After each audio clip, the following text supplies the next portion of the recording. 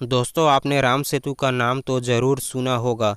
धार्मिक मान्यता के अनुसार जब भगवान श्री राम माँ सीता की खोज में लंका जा रहे थे, तब उन्होंने वानरों की सहायता से इस सेतु का निर्माण किया था। पर आपके मन में भी यह सवाल उठ रहा होगा कि पानी में पत्थर तो डूब जाते हैं, लेकिन यह पत्थर तैर कैसे रहे हैं।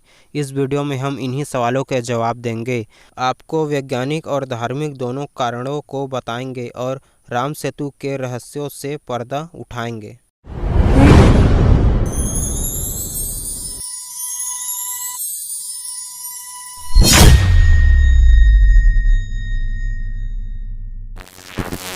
हिंदू धर्म का इतिहास न केवल आध्यात्मिक दृष्टि से अपितु वैज्ञानिक दृष्टि से भी काफ़ी उन्नत रहा है। इसका सबसे बड़ा उदाहरण है हमारे महापुरुषों के द्वारा किया गया राम सेतु का निर्माण। यह इतना विशाल व अद्वितीय निर्माण था कि आज तक वैज्ञानिक इसका लोहा मानते हैं और प्रशंसा करते नहीं थकते हैं। समय बीतने के साथ साथ यह टूटता गया। 15वीं शताब्दी में समुद्र में आए भयानक चक्रवात के बाद समुद्र के अंदर डूब गया। इससे पहले यह भारत व श्रीलंका के लोगों के बीच आवाजाही के लिए प्रमुख मार्ग था। इस सेतु के द्वारा लोग अपना सामान, वाहन इत्यादि के साथ यात्रा करते थे।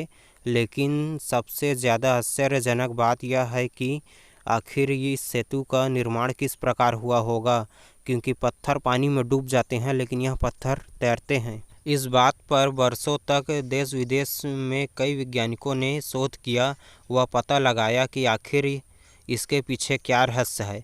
वैज्ञानिकों के द्वारा किए गए शोध से पता चला कि समुद्र के पानी पर सेतु बनाने के लिए जिन पत्थरों का इस्तेमाल किया गया था वह दरअसल ज्वालामुखी से निकले हुए पत्थर थे। चूँकि ज्वालामुखी के अंदर का तापमान इतना अधिक होता है कि वह कठोर से कठोर वस्तु को भी पिघला दे, इसलिए राम सेतु के निर्माण में इसके लावा के पत्थरों का इस्तेमाल किया गया था।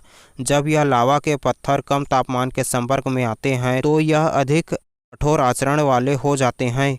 इसमें कई सूक्ष्म छिद्र होते हैं जिसमें हवा भरी होती है। जब इन पत्थरों को पानी में फेंका जाता है तो इन छिद्रों में हवा भरी होने के कारण यह स्पंजी बन जाते हैं, जिस कारण इनका घनत्व पानी से कम हो जाता है और ये पानी में तैरने लगते हैं। इसलिए जब भगवान श्री राम के नेतृत्व में समुद्र पर सेतु का निर्माण किया गया, तब विभिन्न स्थानों में वानर सेना द्वारा ज्वालामुखी के पत्थर मंगवाए गए, जो कि ये डूबता नहीं है। वानर सेना के अथक प्रयास के कारण केवल 5 दिनों के अंदर ही भारत से श्रीलंका के बीच 30 किलोमीटर लंबा एवं 3 किलोमीटर चौड़ा राम सेतु का निर्माण कर दिया गया था।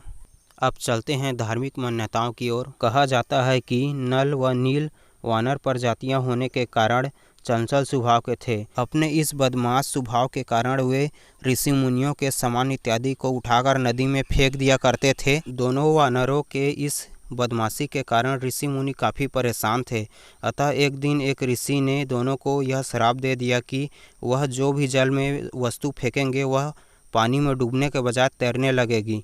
बस इसी दिन से वह जो भी चीज़ पानी में फेंका करते थे वह तैरने लगती थी। जब भगवान श्री राम संपूर्ण वानर सेना के साथ समुद्र के तट पर पहुँचे तो उसे पार करने के लिए उन्होंने समुद्र देव का आवाहन किया। समुद्र देव ने उनके सामने प्रकट होकर उनकी समस्या के निवारण नल नील को मिला श्राप बताया। उन्होंने कहा कि इनके श्राप को ही आधार मानकर आप अन्य वानरों की सहायता से इन्हें पत्थर, चट्टान इत्यादि ला कर दें। जो भी वस्तु ये समुद्र में फेंकेंगे वह समुद्र के तल पर ही तैरने लगेगा।